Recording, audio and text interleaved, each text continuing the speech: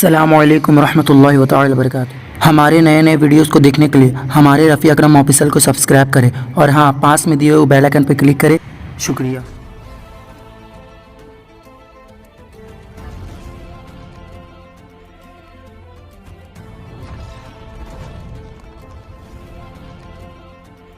اعوذ باللہ من الشیطان الرجیم، پناہ مانگتا ہوں میں اللہ کی شیطان مردود سے۔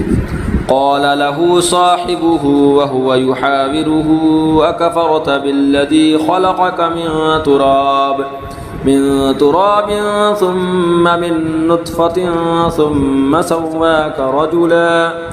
اس کے ساتھی نے اس سے الٹ پھیر کرتے ہوئے جواب دیا، کیا تو اس کے ساتھ کفر کرتا ہے جس نے تجھے مٹی سے بنایا، پھر نطفہ سے، پھر تجھے ٹھیک مرد کیا۔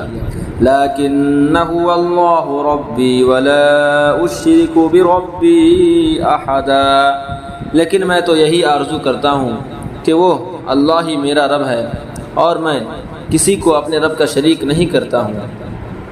وَلَوْلَا إِذْ دَخَلْتَ جَنَّتَكَ قُلْتَ مَا شَاءَ اللَّهُ لَا قُوَّةَ إِلَّا بِاللَّهِ إِن تَرَنِ أَنَا أَقَلَّ مِنكَ مَالًا وَوَلَدًا۔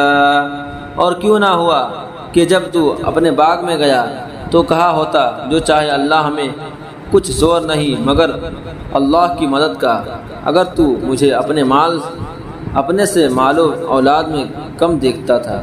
فعسى ربي أن يؤتيني خيرا من جنتك ويرسل عليها حسبانا من السماء فتصبح سعيدا زلقا۔ تو قریب ہے کہ میرا رب مجھے تیرے باغ سے اچھا دے، اگر تیرے باغ پر آسمان سے بجلیاں اتارے تو وہ پٹ کر میدان ہو کر رہ جائے۔ او یصبح ماؤها غورا فلن تستطيع له طلبا، یا اس کا پانی زمین میں دھس جائے پھر تو اسے ہرگز تلاش نہ کر سکی۔ وَأُحِيطَ بِثَمَرِهِ فَأَصْبَحَ يُقَلِّبُ كَفَّيْهِ عَلَى ما أنفق فيها وهي خاوية على عروشها ويقول يا ليتني لم أشرك بربي أحدا۔ اور اس کے پھل گھیر لیے گئے تو اپنے ہاتھ ملتا رہ گیا اس لاگت پر جو اس باغ میں خرچ کی تھی، اور وہ اپنی ٹٹیوں پر گرا ہوا تھا اور کہہ رہا ہے، اے کاش میں نے اپنے رب کا کسی کو شریک نہ کیا ہوتا۔ وَلَمْ تَكُنْ لَهُ فِئَةٌ يَنْصُرُونَهُ مِن دُونِ اللَّهِ وَمَا كَانَ مُنْتَصِرًا، اور اس کے پاس کوئی جماعت نہ تھی کہ اللہ کے سامنے اس کی مدد کرتی، نہ وہ بدلہ لینے کے قابل تھا۔